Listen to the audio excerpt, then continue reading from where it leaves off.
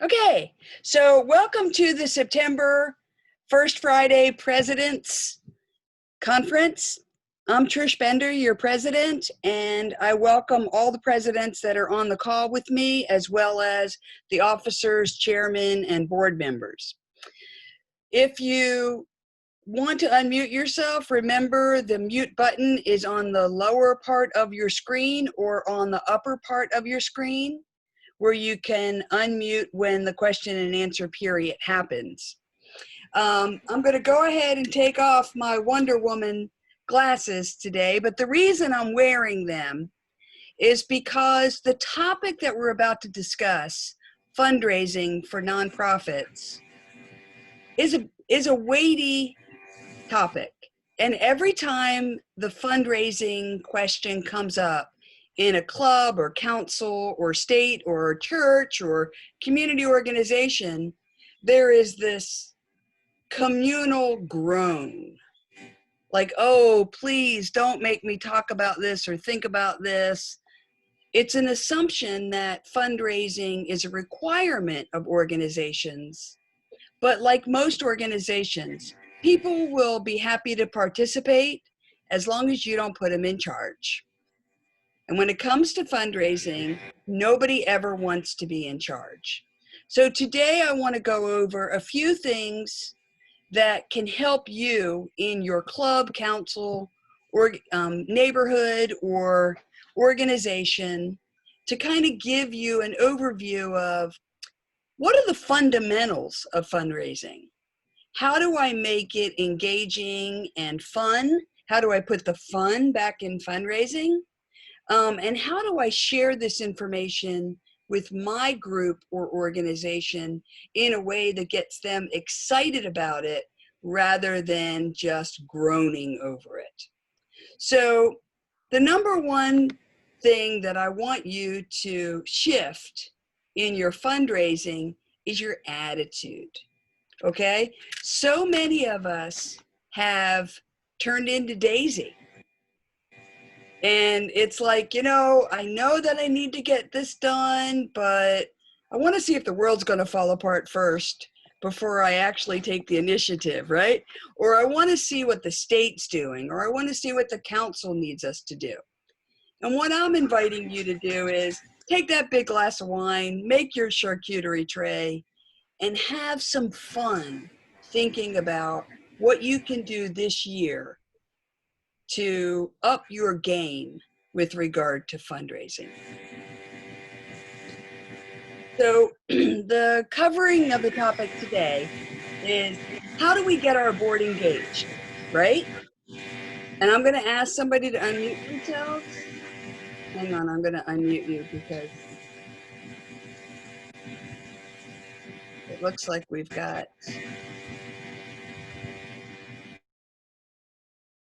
Okay, that should have taken care of it. So again, going back to that, how do you empower your board?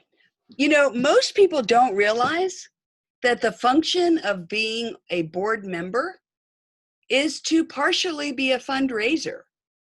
You are the cheerleader for whatever it is that your organization believes most strongly in.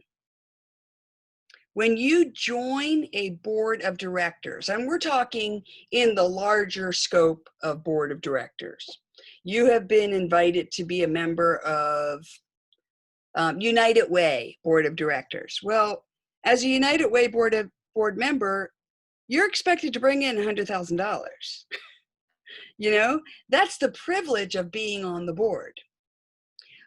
When you join as an officer of an organization, most of the time, you're going to set a theme for your presidency or for your administration, or you're going to work with the president of your organization to set that theme. And then you are expected to come up with ideas to fundraise. When I'm asking you to empower your board, what I'm really saying is help your board make those decisions about how you want to be a fundraiser. In other words, don't always leave it up to the president. Whenever a president takes office in a club, it's generally because they've gone up the chain of command, or because nobody else will do it. And you got put in that position again, okay? But if you know what you're about, if you know what your organization is about, if you know your why, then you will be so much further down the road of knowing how to fundraise for that why, because you already believe in it. And we'll talk about that in a minute. The other thing we're going to talk about is setting SMART goals, developing a timeline for your fundraiser, identify who your donor is. Make sure that your donor is not just you and your members. If you really want it to be successful, you want to make sure that your appeal is to a larger audience, because most members are already exhausted writing checks. So make sure that it's something that the outside world also believes in. And make it fun. And we'll talk about that in just a few minutes. So that's what we're going to be talking about today. When you do a fundraiser, you should be able to answer these questions. First of all, why do you need the money? Are you going to be funding a specific project? Are you funding a specific event? Is there something that you wish to do, save, teach, engage? That is your why.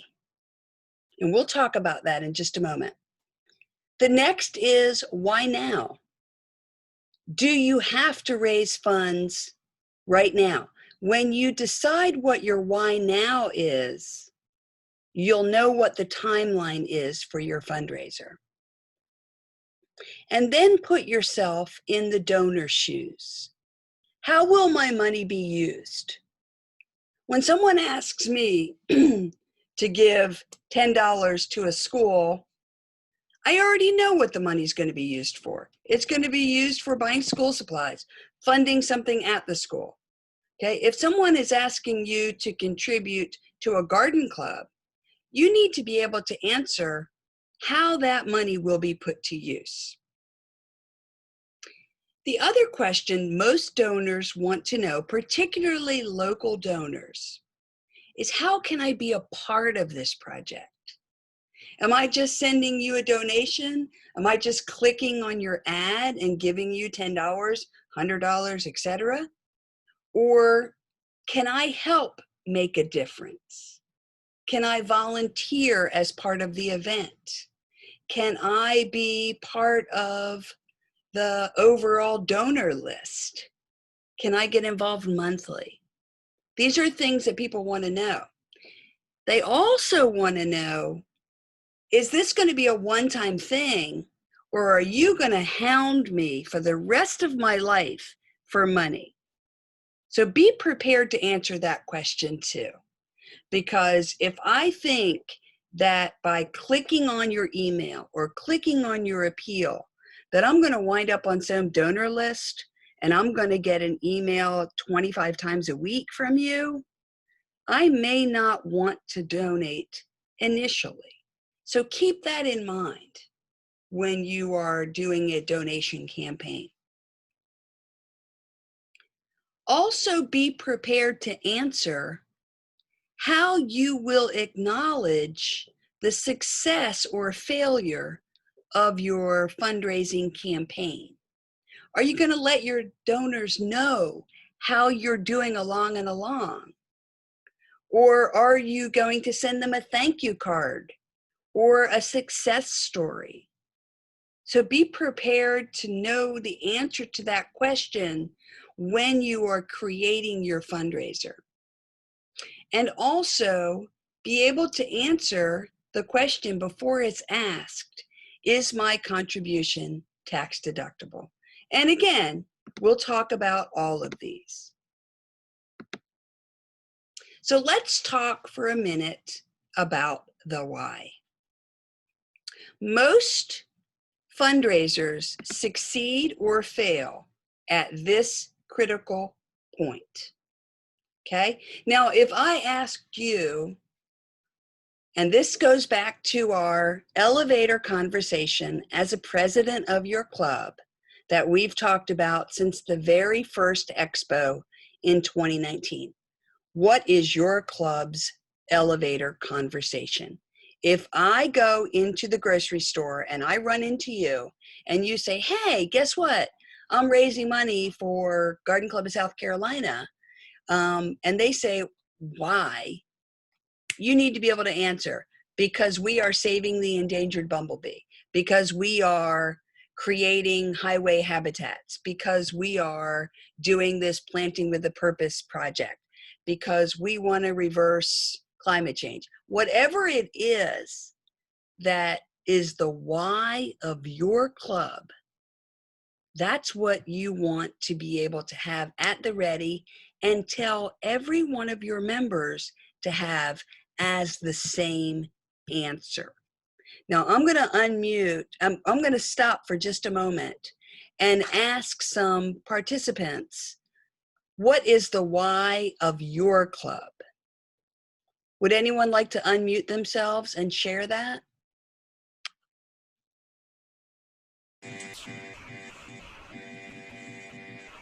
I hear somebody unmuting. Anyone? Trish? Yes, this is Lorraine. Yes.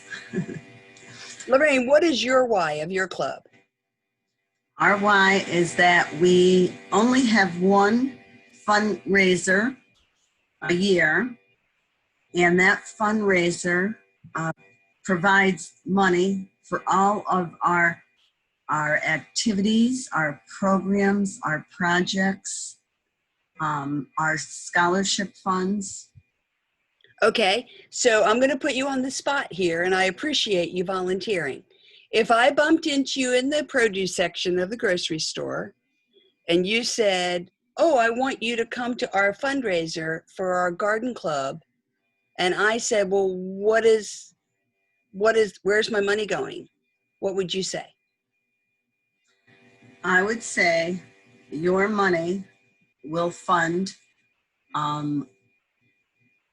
first it will fund all of our projects, such as our butterfly gardens, our project at a local rehab facility. Our projects also support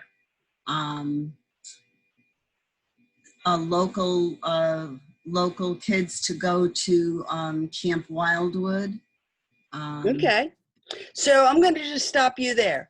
You just listed 4 different projects, and those are excellent projects and excellent examples of what your club does. But if I asked you why your club does that, that is the quick answer that we're looking for here. And let me give you an example. Garden Club of South Carolina believes in restoration of critical habitats for endangered species.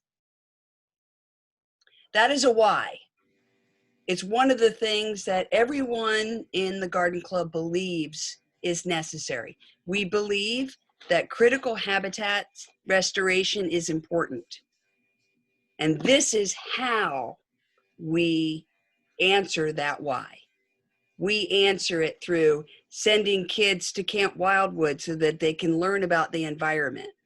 We do it by Pennies for Pollinators projects, where we educate South Carolina gardeners on pollinator habitats. We do it through the Planet with a Purpose, where we are building model habitats that anyone can emulate. We do it through the Highway Restoration Project. So on and on and on and on, I can tell you a list of all the things we do, but those are the how.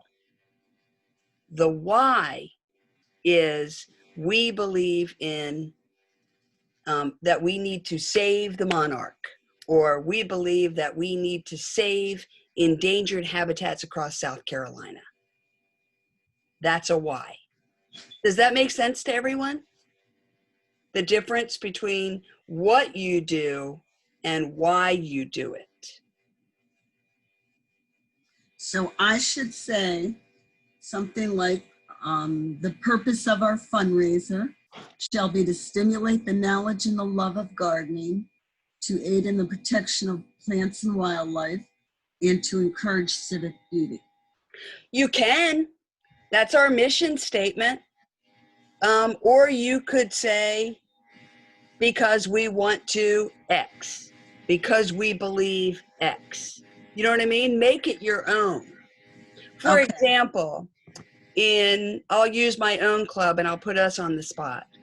In James Island, South Carolina, in our local club, we believe that the Alley of Oaks that is over 125 years old is a critical habitat for our local area, and we want to save these trees. That is why our garden club was founded. That is the majority of our energy that we spend. And so if you are contributing to our tree fund, it is because you believe those trees are important as well. Now, how we do that, I can tell you that for hours and hours and hours. But if I wanted to just say, well, why is the Riverland Terrace Garden Club doing this fundraiser? It's to save our Alley of Oaks. How do you do that? Well, we do it through this and this and this and this. But it's the why that people donate to. Does that make sense? Yes. Okay, great. Okay, so that is the why of your club. Now, for different fundraisers, you may have different whys.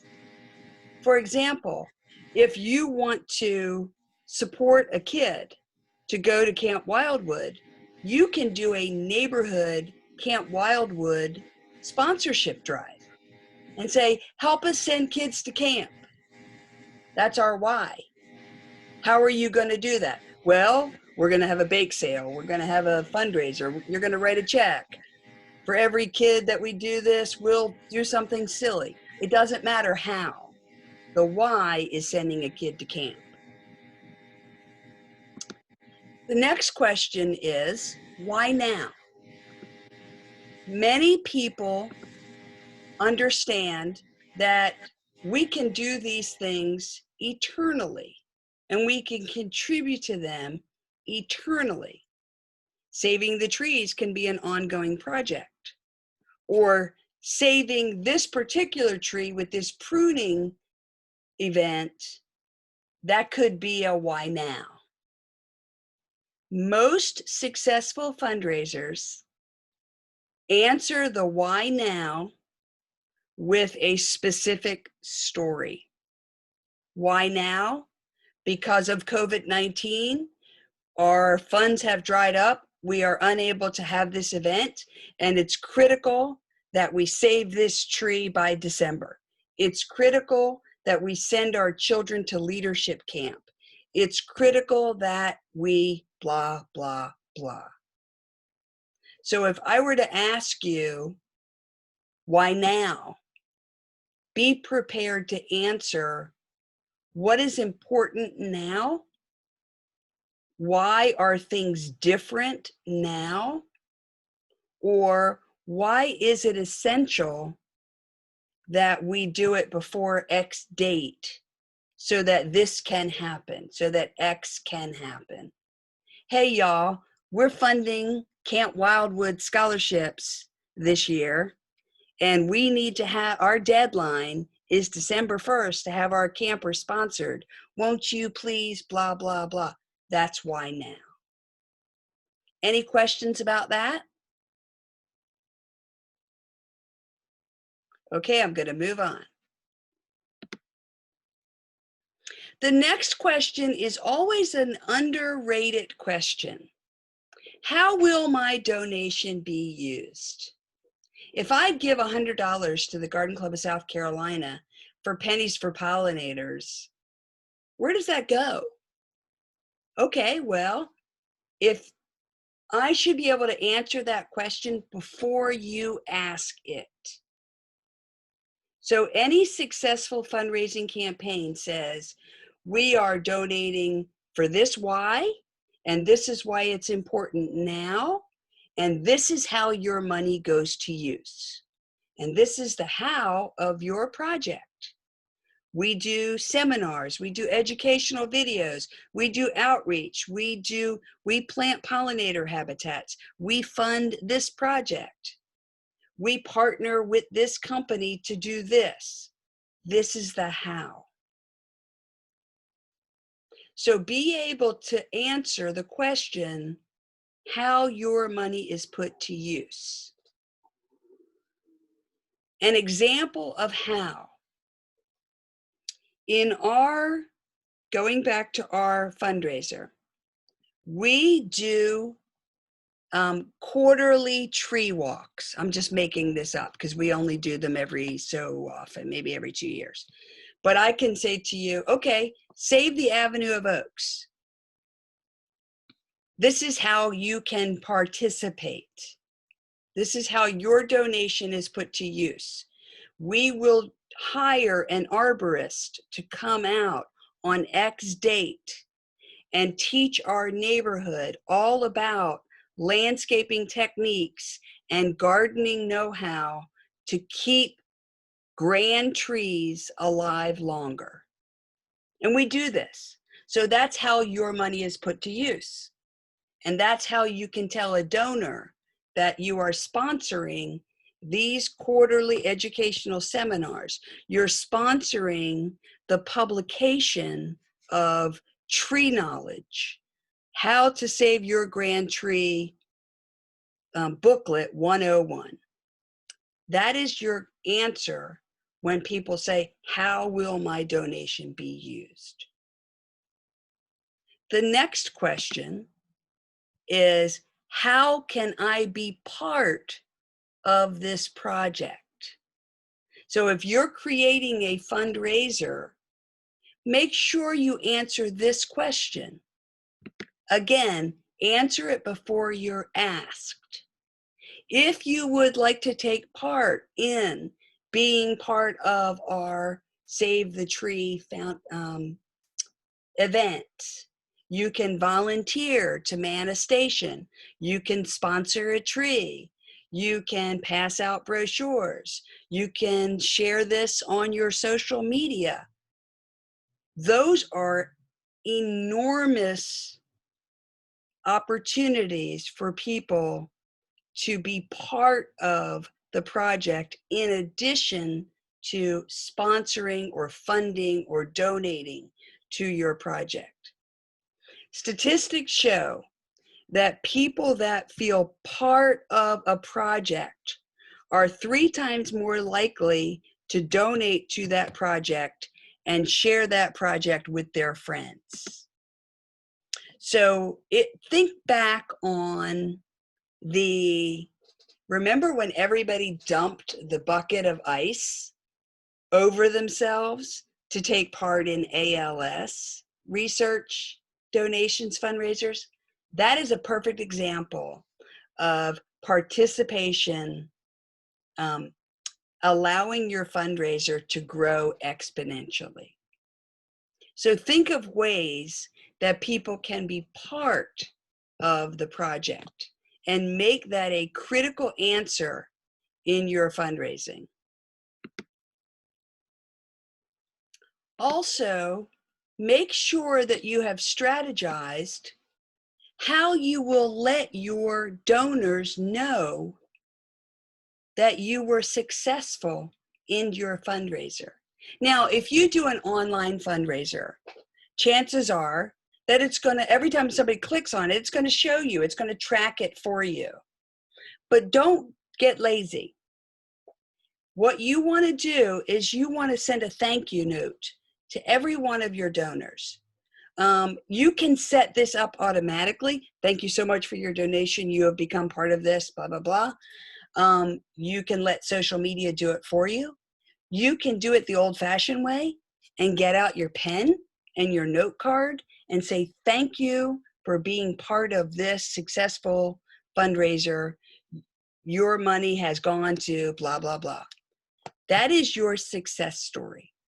Now, there are many ways to do that, but a personal note goes 100 times further than an automated thank you.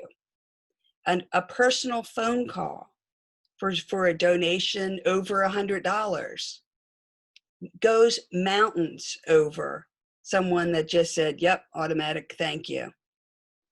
The other thing that you can do for your fundraisers is make sure that you honor your donors in anything that you print that has to do with your fundraiser. Now, we all know this. Here are the sponsors. But if you categorize the sponsors, people are more likely to donate more if they are categorized by like gold, silver, platinum, diamond.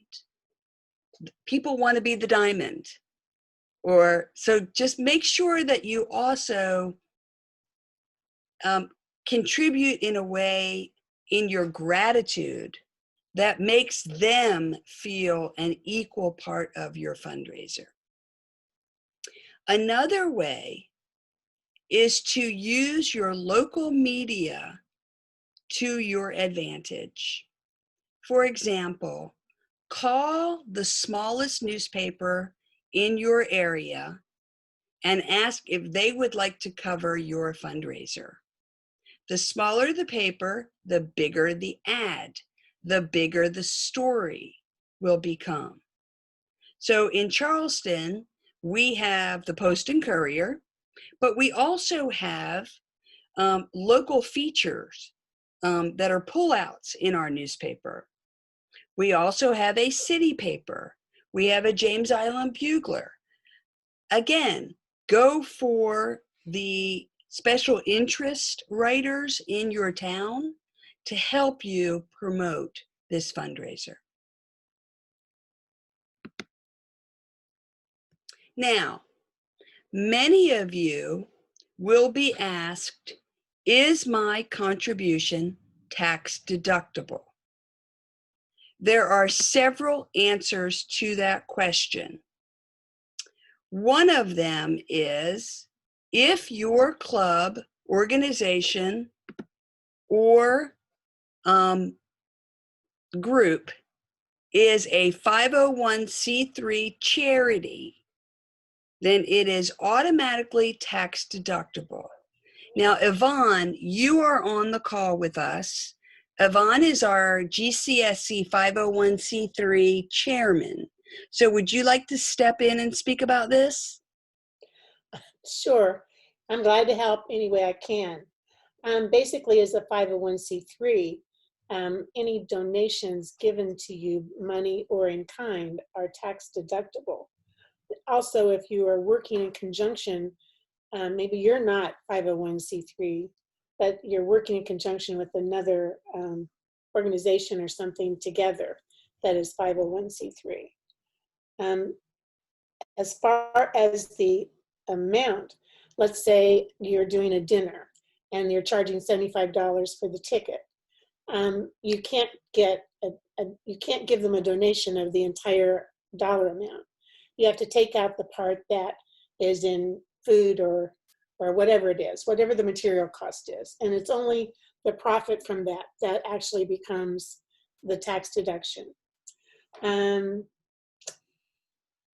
if it's an in-kind donation, it's a fair, it's like if somebody donates a flat of flowers or bushes or trees or something for your Arbor Day. And it may come from a Lowe's or a Heim's Garden Store or whatever. Now, obviously, their cost of buying that is less than what you pay retail, but you use the retail, the actual, what they could sell that for, the fair market value is the deductible, is the tax deductible amount. Okay, so let me interrupt you there. So if I'm doing my Save the Trees project, and we are going to be doing a plant sale, Okay, so we go to our local garden center, Hyams, and he gives us $500 worth of plants. That $500, I would give him, that $500 is the amount that it would cost me to go buy those plants. It doesn't cost him $500. It might cost him $100, but that doesn't matter. If he would sell me this product for $500, then I would give him a tax deductible receipt for $500. Correct. Okay, does that make sense to everybody? Okay. And you are definitely required by the state. By the donation IRS. Yeah, but for anything over $250, they have to receive a written confirmation for that.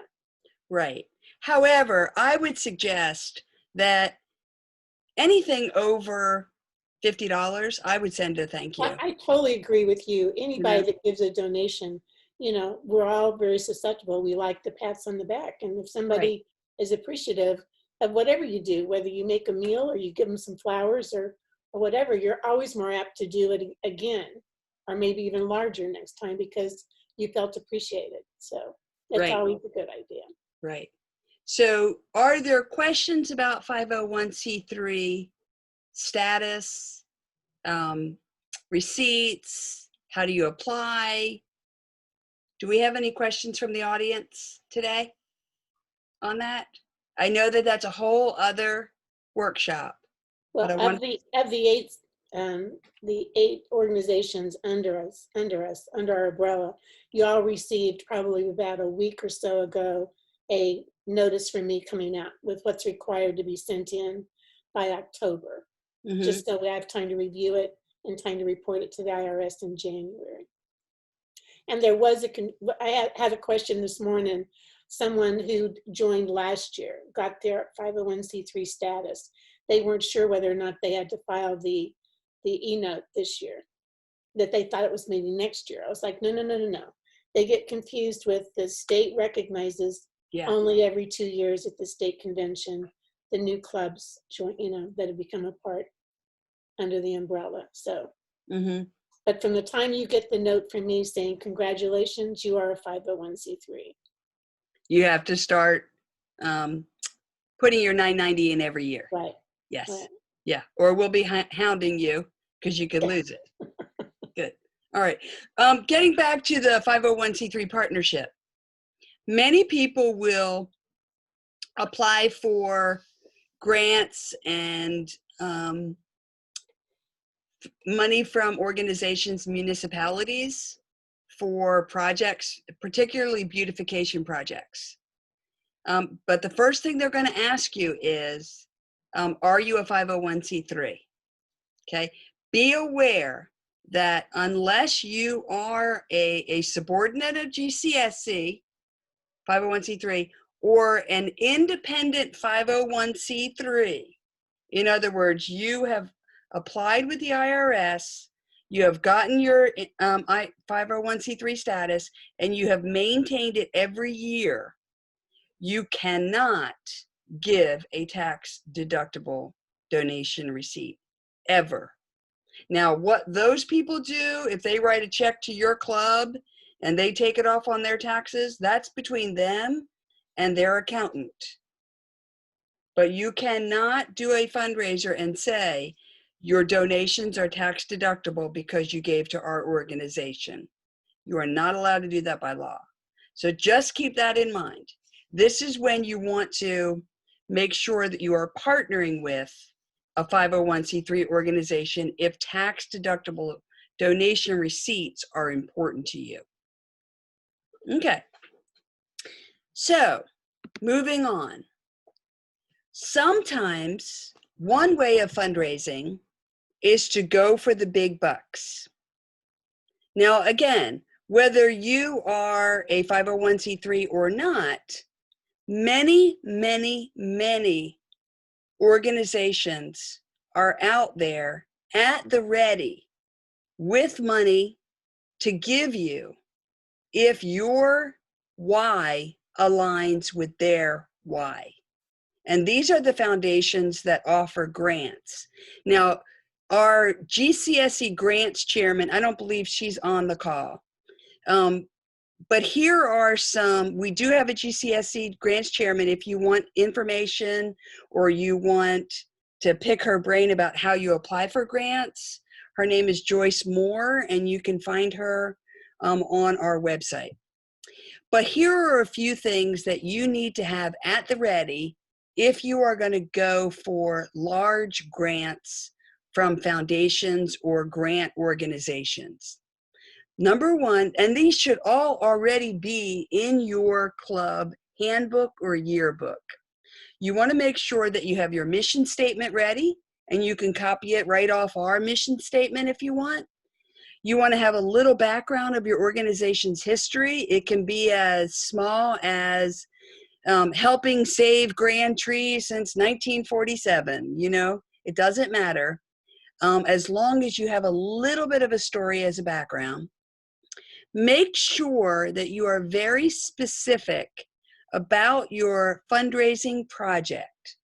Make it a one-paragraph statement about how you are going to create this project, fund this project, do your how, you know. Okay, make sure that you have financial statements to back it up. Those can be your IRS E90 postcards. Those can be your profit and loss statements for the last 5 years. Make sure you have those at the ready, because they're going to be asking for evidence of how you have spent money in the past. And they want to make sure that those financial statements show that you have put the money to good use. You haven't just thrown your club a party at the end of the year. Make sure you have your 501c3 document, your awards letter, your IRS 990, or anything that proves to an outside corporation or foundation that you are a legitimate organization of charity.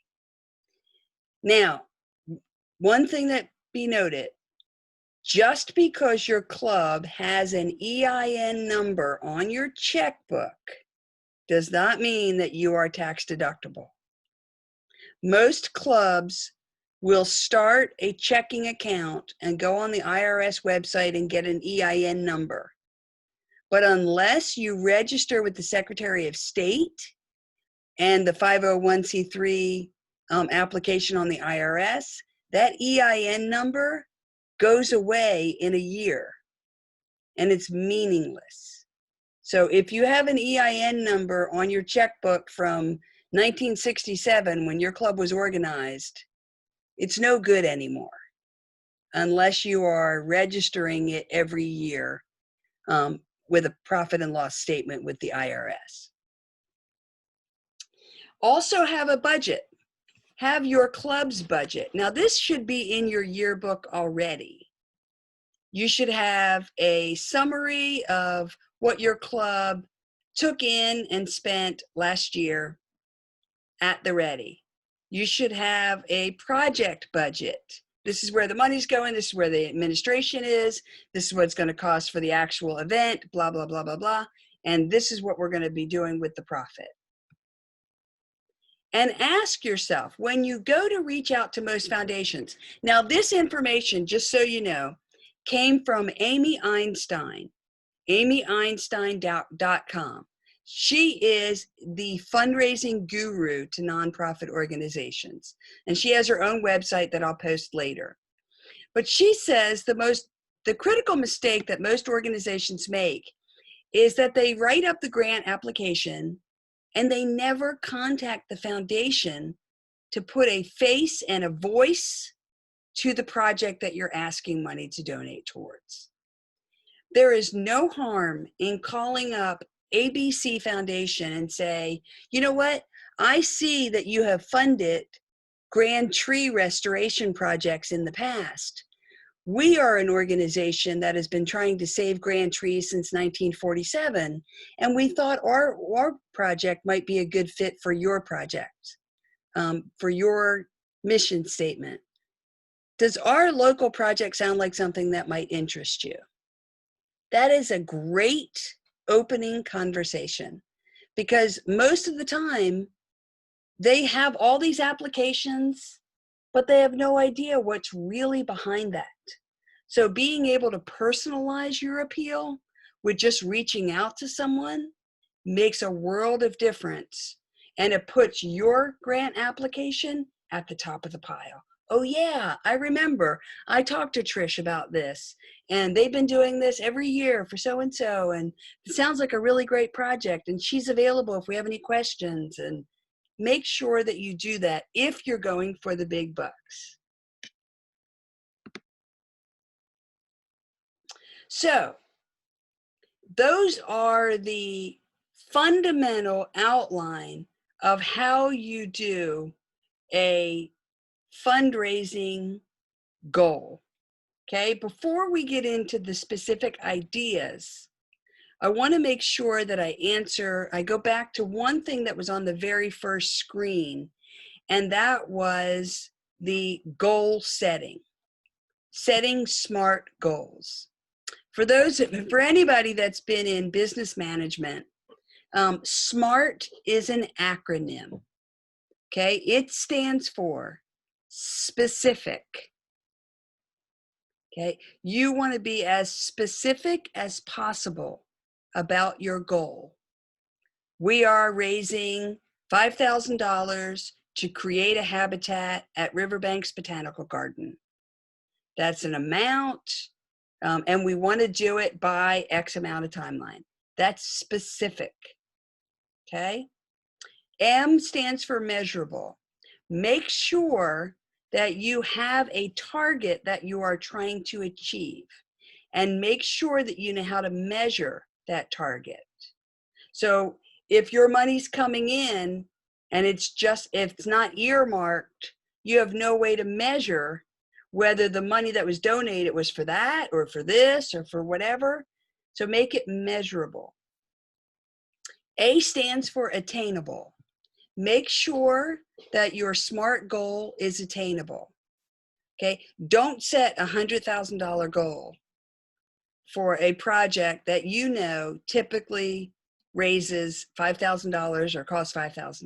Now, if it's $100,000 and you can do that, great. If you've raised $80,000 last year and you want to raise the bar to 100, that's great. Most clubs only need to raise between $1,000 and $5,000 a year. So don't get overwhelmed. Make it attainable. Make it realistic. That's the R in SMART. Realistic means that the event is not going to go after, we're not going to bring Elton John here and he's going to do a concert, raise $1 million. That's not realistic. It's also not realistic for a lot of our clubs to do, for example, a garden tour. Many of our gardeners and garden club members are older, and they don't have the physical stamina to put on an event that requires a lot of physical strength. So if your club is small and you don't partner with a young group, like a Boy Scouts group or a Girl Scouts group or a local organization that can Future Farmers of America, then it's not going to be a realistic thing for you to create a fundraising event that doesn't marry well to the talents and energy of your membership. So make sure it's realistic. And then the T is timely. Make sure that you're not biting off more than you can chew with your goal, and that you definitely have a time in which you do that. Most unsuccessful fundraisers fail because they don't have a timeline. You don't know how much money you want to raise, you don't know why you're raising it, and you don't know when you need that by. So make sure that you have a good timeline. And also, when you're setting your timeline, make sure that, okay, Our goal is to do this by April of next year. So when do we want to start? We don't want to start in March. We want to have a timeline. When are we going to get our sponsors? When are we going to get our big person? Who's going to do that? So you want to give yourself the time to establish this fundraising goal so that it is most successful. So those are SMART goals. So before we go into the type of fundraising ideas, I want to stop and ask for questions or comments. Anyone?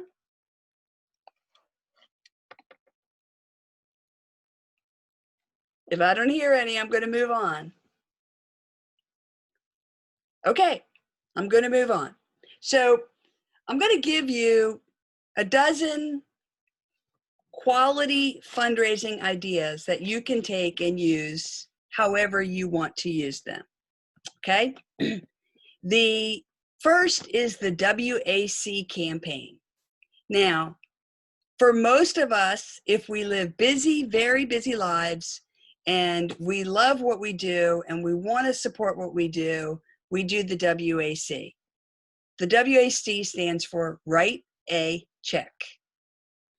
Okay, and all that means is, and I've had many clubs to say, you know, we were going to host this big event, and then when we budgeted it out, we just decided, you know what, if you write 100 and I write 100 and I write 100, we can hit the fundraiser before we even need to worry about all the energy that we're going to spend making that $1,000. So that is a WAC campaign.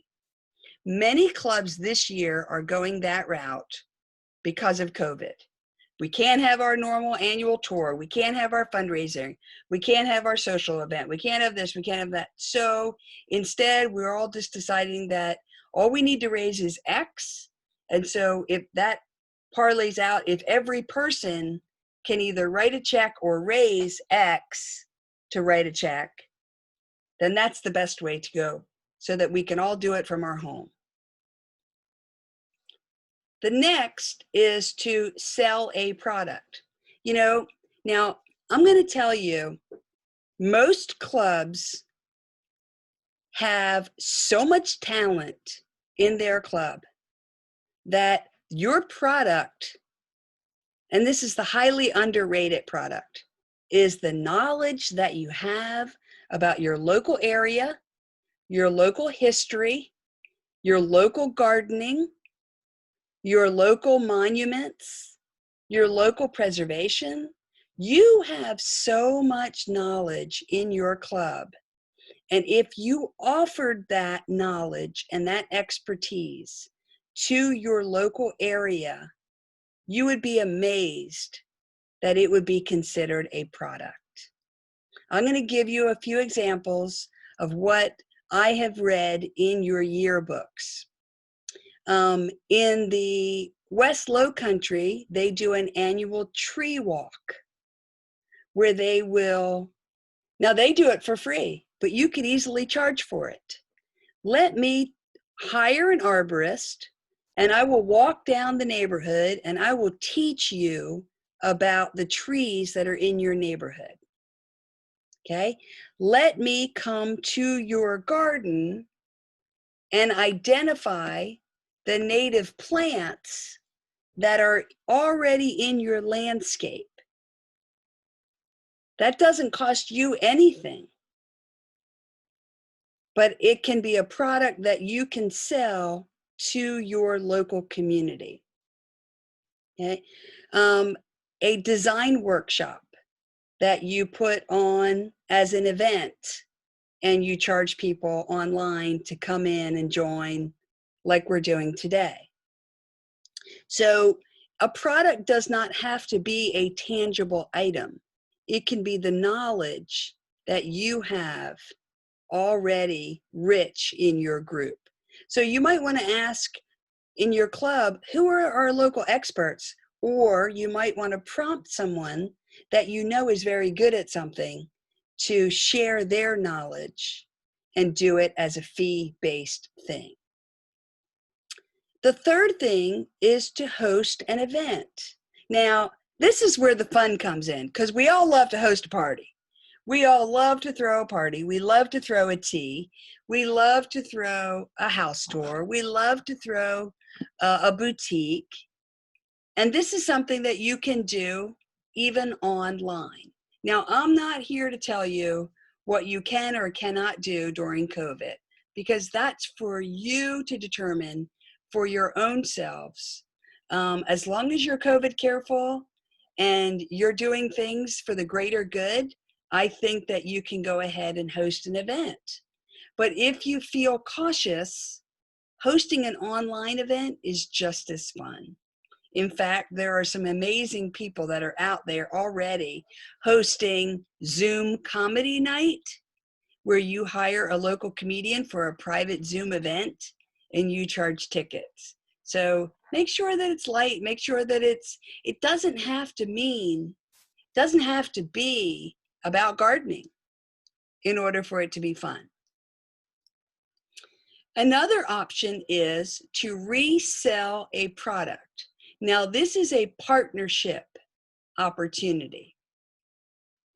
In almost every area of our state, there is a local nursery who is willing to partner with you to sell pre-ordered items. For example, everybody loves camellias, and in South Carolina, they grow almost everywhere.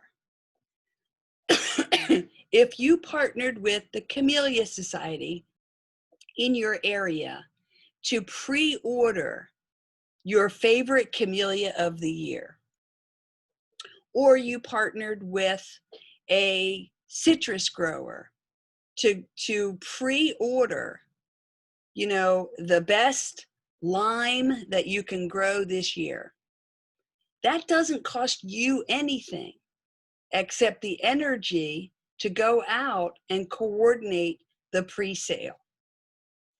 Okay, this is the same strategy that every school kid uses with the gift wrapping paper, right? We all see them coming. Yeah, I'm going to buy your paper. I don't need it, but I want to support your cause.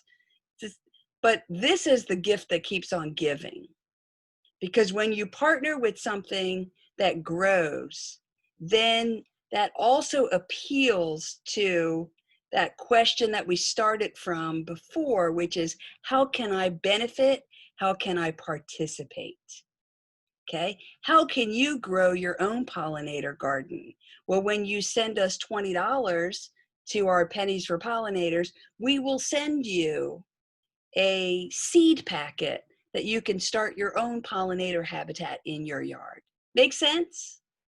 So this is a pre-ordered project that you can do with your local area.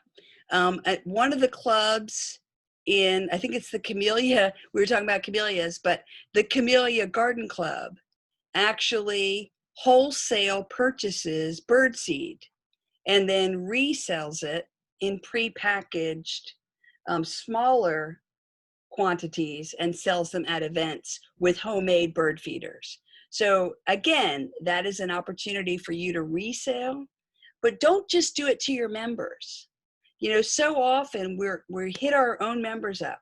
This is something that you can do in your neighborhood.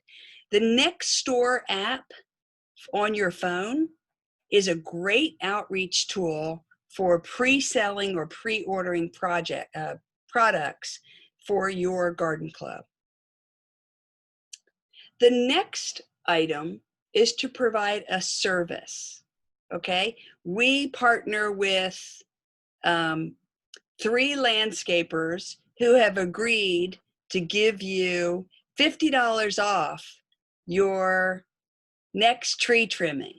Well, that $50 is something that they benefit from. They'll be happy to give you the $50 off because they get the work. But you've coordinated that arbor care with your local arborist, and because you have recommended them through the garden club, they feel, the people that have hired that service feel better because you recommended it. So you use your legitimacy as a garden club member, therefore someone who is knowledgeable about gardening or tree help or tree preservation, et cetera, to provide a service. Do you have any questions so far? I know there's a lot of minds that are just like, okay, how does this pertain to me and what am I going to do with it? The next is to collect for resale. Now, this is the Goodwill model, cancer thrift store model, community thrift store model, retail thrift store. I mean, every thrift store in America is just about got this down packed. But I want to give you something that you can do that's easier. One club in the mid-state collected broken jewelry. Now, what they did was they asked every one of their members to go into their jewelry box and gather up all the broken gold and silver and coins, I mean, all that broken stuff, and bring it to the meeting. And what they did was they sent that to the gold collector who gave them cash for their donations. So you might do it as a just broken gold. You might do it as broken silver, broken jewelry. You might resell it to a jeweler. But that's one easy way that you can collect for resale. Another way that you can do this, and we do this in our club, we actually do this in Judges Club, is that when we go to a Judges Club meeting, certain people, like depending on, okay, it's your turn to do this, your group does this, we all bring something that we no longer use in our design competitions.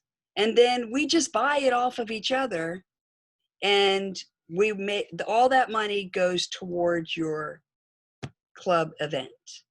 So some clubs do this every month. They'll have like a white elephant sale every month. Some clubs will organize a yard sale or an auction or a high-end sale for one item. But that is another option that you can use for fundraising.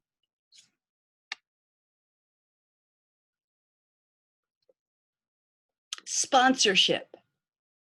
Sponsorship is fun. Now, most people have these wonderful events and create this program where they have like, okay, so they have this big event. It is a tug of war, a neighborhood tug of war. They've organized a tug of war.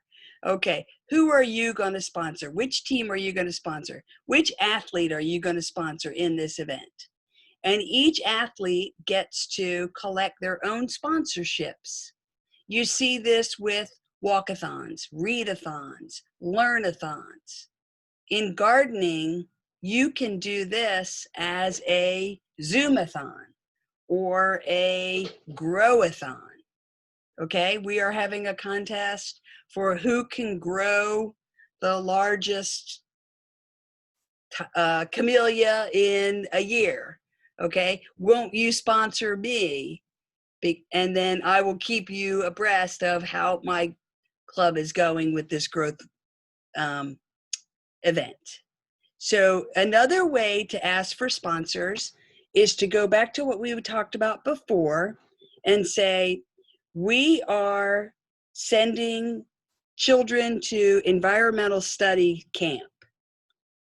Can you sponsor one child? Can you sponsor two children?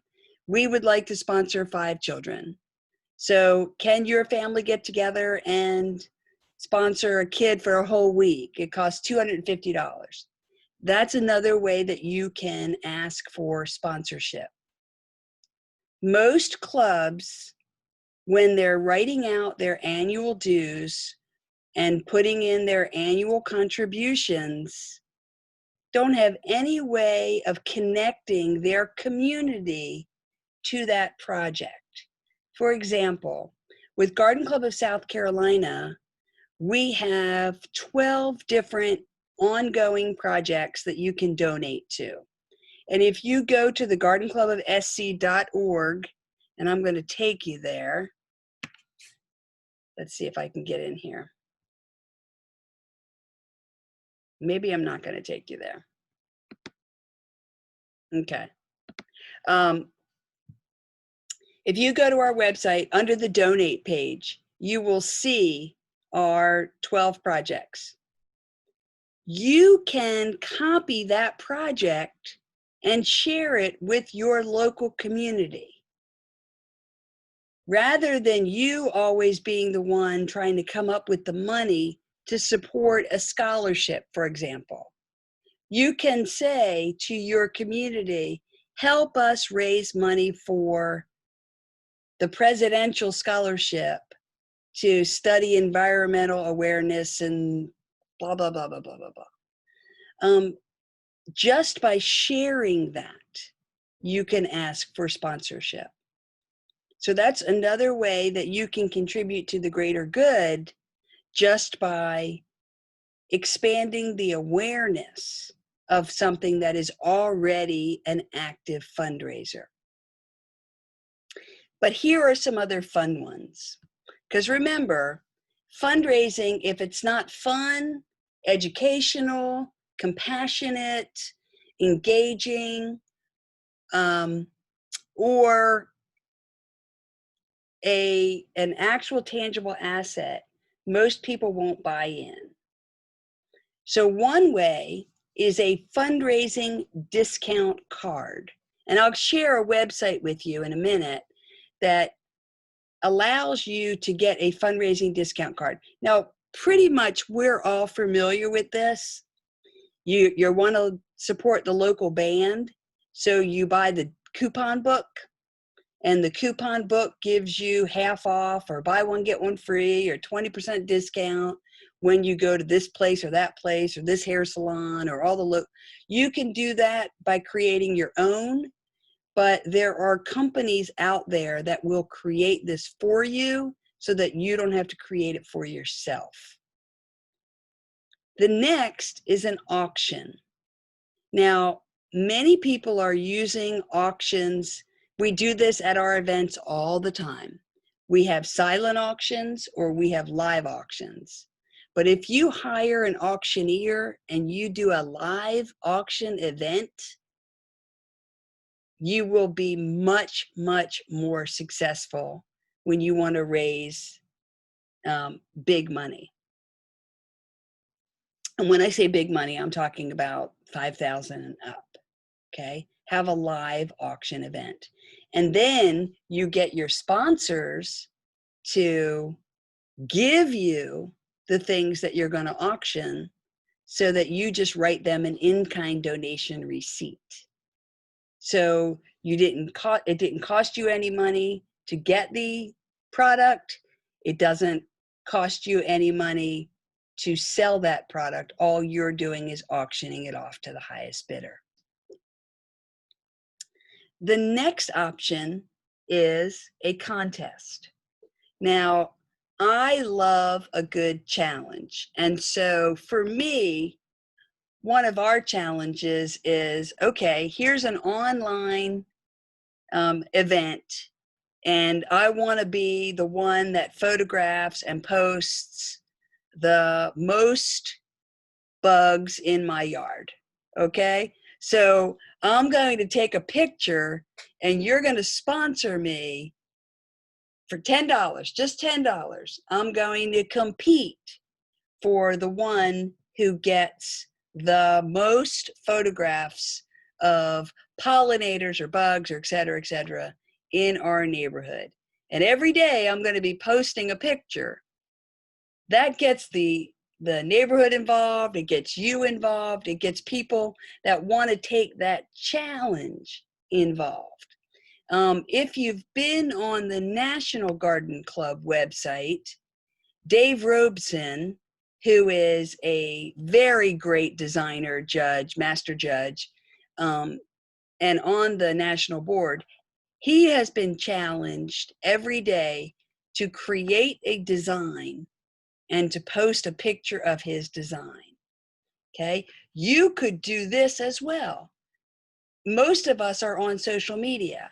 So today I challenge Grace to do 10 designs in 10 days. And who will sponsor Grace? And that's a great challenge. Or who will take the challenge to enter our photography contest? It's $10 to get all the rules, and then only those who have paid to participate can participate in the challenge.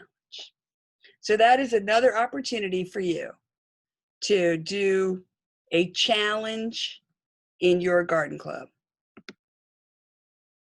Some clubs love to do a grow-a-thon. And this is a great thing to do right now because you can do it from home. So, for example, there is a gardening center in the mid-state called Sal's Old Timey Weed and Seed. And she has a grow-a-thon with the biggest radish. And so you pay $10, she will send you radish seeds, and whoever measures and grows the biggest radish by X date wins the $150 prize. So again, you're going to have to calculate how many people you're going to need to engage. The cost of growing the seed is minimal because you're just mailing things that you probably already have on hand, or you're partnering with someone like Sal to provide the seed. And then all you're doing is coordinating the contest. And then you're also engaging people in what it is that we already love to do. The next item is a raffle.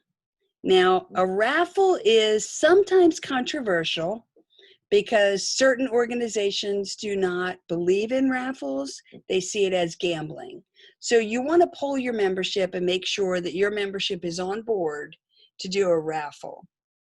My favorite raffle is a 50-50. And a 50-50 raffle allows you to collect all the money that people say, okay, it doesn't really matter if you do 1 for 5 or 3 for 5, but most people prefer to do 3 chances for $5, even though probability is the same amount. So three chances for $5, and you win half the money. You win 50% of what we bring in. So it doesn't really cost you anything to run the 50-50, and someone goes home a winner. Many of our organizations and clubs will do this at every meeting. Some will continue that raffle until we can raise the pot up to an X amount. It all depends on your fundraising goal. Do you have any questions about raffles? Okay, keep in mind that if you are running a raffle and you are going to make more than $950, you must register that raffle with the South Carolina Secretary of State. So keep that in mind. Okay. The next one is a Gofundme account. Now, Gofundme is an organization that sponsors fundraisers where people just donate online. You see them all the time on social media. And if you are a registered 501, you can raise money through a GoFundMe. Sometimes social media will also allow you to do GoFundMes as a personal appeal, but there are rules and regulations that you have to follow. and I will direct you to the GoFundMe website for further information. Much of our GoFundMe is social media driven. So if your club has a Facebook page, an Instagram page, or any kind of a website, GoFundMe is a great source. Facebook is also an excellent source. And for those of you who are following the Garden Club of South Carolina, just today, I created a fundraiser for the Pennies for Pollinators project, donating to the Garden Club of South Carolina. I see some heads nodding. So some of you have already seen that, and I hope some of you have donated to it or shared it on your page. Again, when you create a fundraiser online, one of the best things that you can do is ask people to share the fundraiser. Don't just donate it, share it, because that increases, it does two things. It increases your fundraising pot, but it also increases the awareness and your public relations of what it is that your club does. Now, it doesn't have to be your fundraiser. If you are the ABC Garden Club and you see a fundraiser that supports something that your club believes in, it doesn't even have to be a garden club fundraiser. It can be the Historic Preservation Society, Coastal Conservation League, Sierra Club, Arbor Day Foundation, Audubon. Whatever it is that you believe in, share that fundraiser on your social media page, because the fundraisers that you do, even when you don't benefit from them directly, you will benefit from them indirectly, because it will let people know what your organization believes in. Again, this reinforces the why. South Carolina Garden Club believes in preservation, and we want you to support X. When you do a Facebook fundraiser, you can create, like I did today, a personal fundraiser for your 501c3 organization. So if you want to create a fundraiser, suppose you are the Camp Wildwood chairman for your club, okay? Instead of you doing the WAC fundraiser, you can do a Facebook fundraiser for Garden Club of South Carolina and explain to people that this fundraiser goes towards raising funds to send a camper to Camp Wildwood. And then when you collect those funds go directly into the Garden Club of South Carolina's donate page. Or you collect the money and then you write the check for Camp Wildwood. It depends on how you set up your fundraiser, and Facebook allows you to do it both ways. One of the most overlooked fundraisers is the endowment fundraiser. Now, I believe in our organization. I believe that Garden Club does amazing things. I know that we are a force for good. So I have added the Garden Club of South Carolina to my will. Now, I'm not a rich person, but when my estate gets probated, they will see that X amount of money goes to the Garden Club of South Carolina. Just last month, I got a letter from an attorney from a Garden Club of South Carolina member who passed away 3 years ago. And in her will, she added $100 to go to the Garden Club of South Carolina upon her death. Now, that's not going to make or break the bank. It's not going to make or break her estate. But that is $100 that we can use towards something that we believe in. So I know that it sounds silly, and it sounds like, well, if I want to put something in my estate, it's going to go to my family or my friends or my church. And that's great. That's wonderful. But it can also go to your garden club.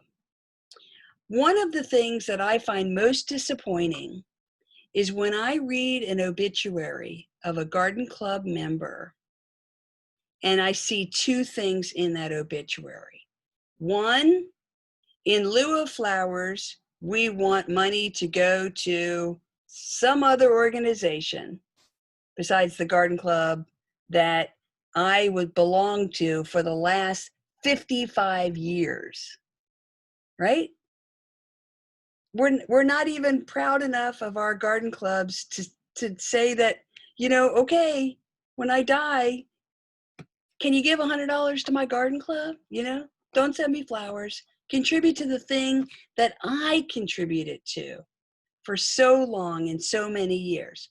Secondly, I can't tell you how disappointing it is when I know that a garden club member was a member for 50 years or 40 years, or they served on the board, or they were a former president, or they were always at every event. And there's nothing in the obituary except they were a member of the ABC Garden Club. And this is our own fault, because so often we don't share all of the things that Garden Club does for us with the people that love us the most. So often, our loved ones, our husband, our children, our grandkids, all they know is that, oh yeah, grandma's a member of XYZ Garden Club.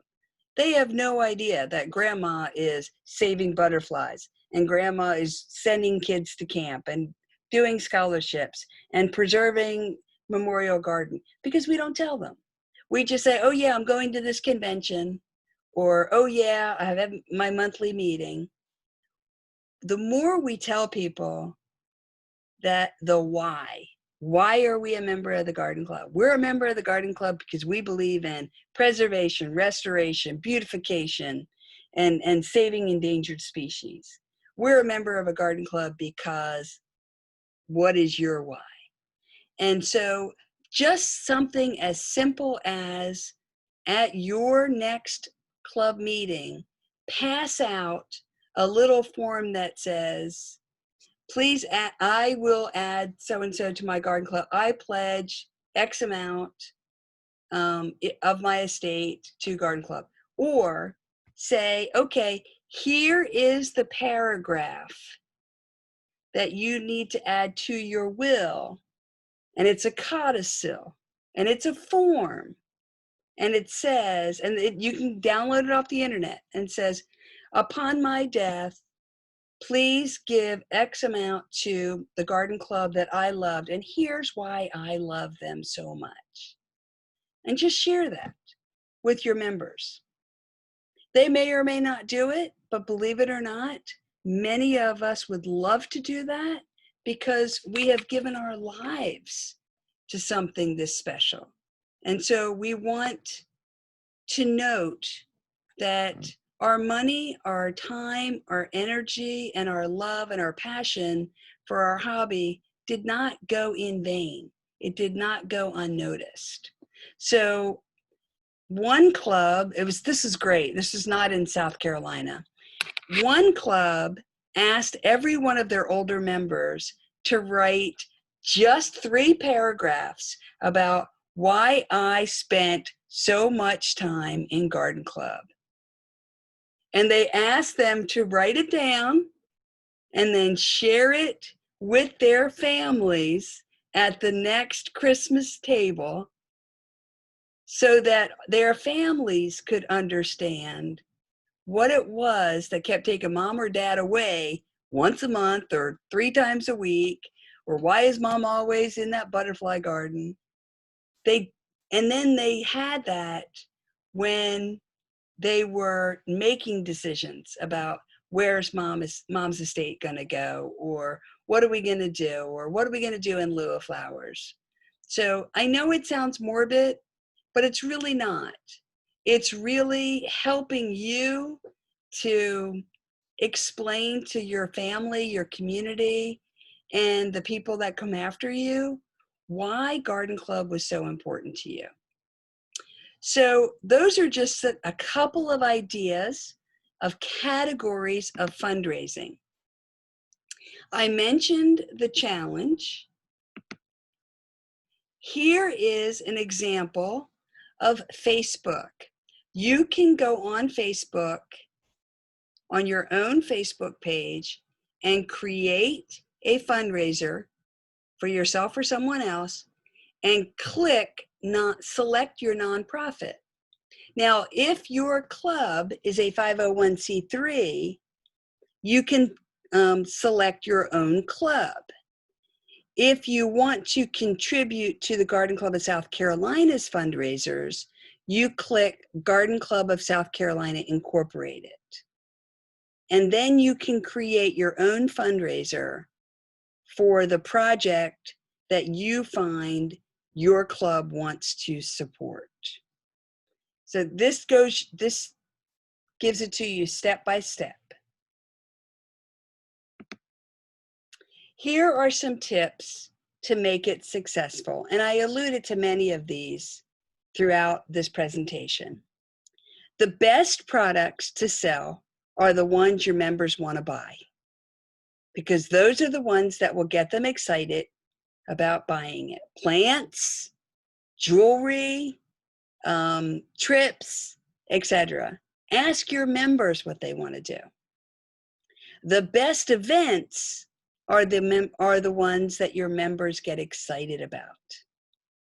If you say house tour and everybody goes, oh, God, that was so much work, that's probably not the event you want to plan. But if you say, hey, I've got a great event, and this is what I'm proposing to my own club. I want to do a sip and clip event where I open it up during COVID.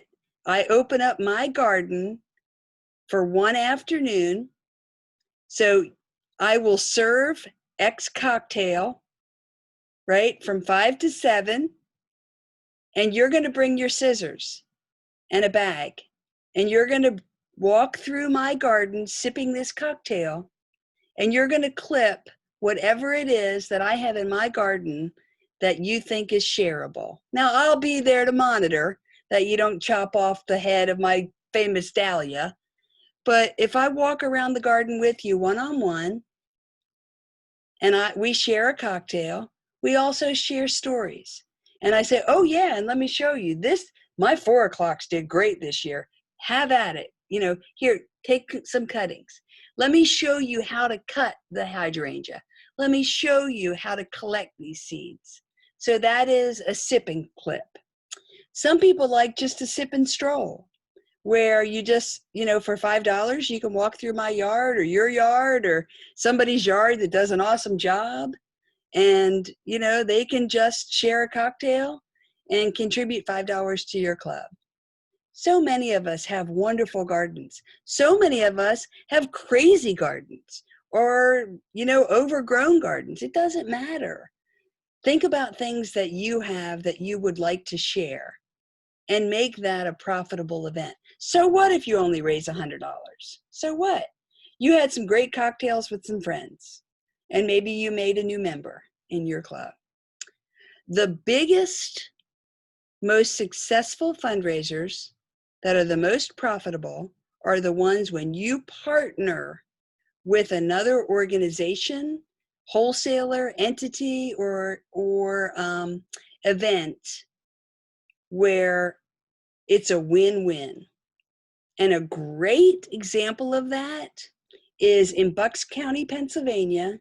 They do a comedy night and you sell tickets to this comedy event, and $50 is the ticket, 25 of it goes towards your organization. We all come out to this place. We have drinks, we have dinner, we have whatever it is. You do a 5-minute spiel about your organization right at the very beginning, and then the comedians come out. It's already prearranged. The comedy club does it all for you. All you have to do is tell them about your event. A lot of local production companies and places would love the opportunity to do that, particularly this year, because they are desperate for attendance at events. So if you don't feel like this is the year when you can go out and do this in person, schedule an online comedy night and have the cocktails in your own home, and then just sell tickets to the private Zoom meeting where you have this comedy performer. So the 5 keys are: make it one of these. So every fundraiser should be one of these. It should either be really fun, it should be an educational event, like a lunch and learn. Okay, tune in to our Zoom meeting where we show you how to propagate camellias. Tune in to our Facebook Live event. It'll be private. So, and support the design program that we're going to do for you. Okay, that's an educational event. Take our tree walk with us. You know, follow this birder through the neighborhood that we've hired, and it's $10 for the trip. It should be a challenge. The 3rd category is challenge. If you want to offer the prize to the person that takes this challenge, it should be a fun challenge. It should be something that makes a personal goal. So how many bugs can I find in my yard today? How many bugs can I photograph? How many hot dogs can I eat in 10 minutes? It doesn't really matter what the challenge is, as long as it's fun and it engages the person that's donating to be part of the challenge. When you are looking for donations that you're just asking people to contribute, make sure that you're telling a story. Make sure that, and we all know this, you know, it can appeal to your sense of accomplishment. It can, you know, we want to save butterflies. Why are we saving butterflies? Well, let me tell you this story about the monarch, blah, blah, blah, blah, blah, blah, blah. So you want to make sure that, now there are storyboards out there online that you can look up, and they'll create the storyboard for you to help you tell the story. But, you know, we're saving trees since 1947. Back in 1947, the electric company was going to come in and top all the trees in our neighborhood. So all of the housewives and the kids climbed up into the trees, and they chained themselves to the trees until SCE and G took them seriously, and we stopped it. Since 1947, we have been a force to save that's a story. So try to collaborate when you're trying to tell a story. That's a really, really excellent way to fundraise for your club. The other thing is to elicit compassion. And this is the story that tears at our heartstrings. And I don't do this lightly. I'm not saying that we should make up something just to tear at people's heartstrings. But if it's a genuine, critical event, critical moment, in Myrtle Beach, North Myrtle Beach, or I think it's in the Driftwood Garden Club, I'm not sure, they have a dune, a sand dune, that it's a critical habitat. It's one of the last critical habitats in their area, and they've been trying to save this sand dune. So of course, they're going to tell the story about the loggerheads that nest in there, and the habitat destruction and the restoration projects. And won't you please save the loggerheads nesting, saving this dune? That's by eliciting compassion. So that is fundraising in a nutshell. And I know that we have lots of ideas. We've gone over time, but there was a lot of information in this recorded event. Now, two things I want to share with you before we open it up for questions. There are many, I will be happy to share this PowerPoint with you if you want to use this as a talking point for your individual club. Secondly, this presentation has been recorded and will be uploaded to our GCSC classroom on YouTube so that you can show it to your club officers if you feel so inclined, or if you just want to review it for yourself so that you can go back through some of the ideas. Some of the best websites for more information, to explore more information, or to seek partnership in fundraising are listed on your screen. Fundraising.com can show you the outline of how to create a fundraiser. The Fundraising Authority can help you partner with different organizations that will want to help you raise funds, different businesses. EasyFundraisingCards.com can create discount coupon tickets with your garden club logo or your garden club project on them. And if you want to follow the lead of the fundraising guru, it's www.amyeisenstein. I said Einstein earlier, but it's Eisenstein.com. And she can tell you all about fundraising, or how to apply for grants, or how to approach foundations. So that is everything that I have on fundraising, and I sincerely appreciate you joining me today. I'd like to open it up for questions, comments, or for you to share your own fundraising ideas with the other presidents and attendees on the group. I am going to unmute everyone. What would you like to share with us?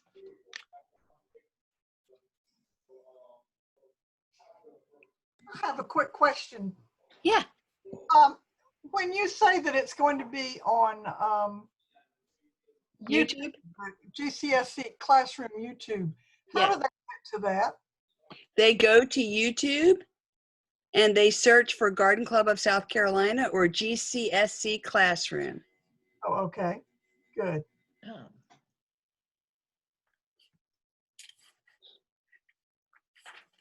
You can also get there if you go to the Garden Club of SC.org website. Uh-huh. On the very front page, if you scroll down, there will be a link to our YouTube channel. Oh, okay. Thank you, Trish. You're welcome.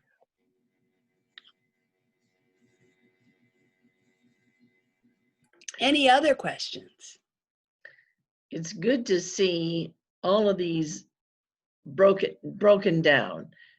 So many of the times we've done things that are a part of one, or we've mixed up some others, but good to get a very good overview. Good. And handing the ideas for grants in that Amy Eisenstein website, I think should be very helpful, which we're trying to get some big money at the council level right now. Oh, you are? Okay. Okay. Yeah. I can tell you from our experience, our council project several years back was creating a sensory garden for multiply disabled children that were on the autism spectrum.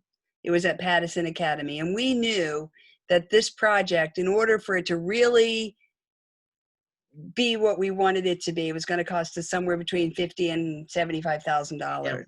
So I knew that the local fair had an exchange club, and that exchange club met every year to give grants for these particular projects. So what I did was I made a phone call to the president of the exchange club.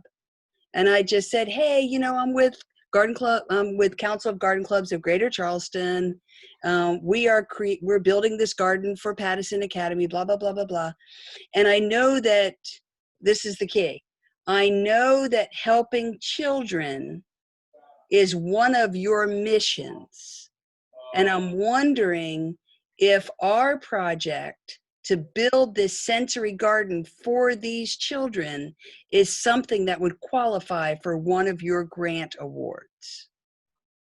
So just picking up the phone and having that conversation got us a $5,000 donation and about $10,000 of in-kind work and materials to people that knew people. Okay. Okay. One of the things that I know up in your area, Sandra, is Milliken. And Milliken has their own arboretum. Yes, they do. Okay. BMW.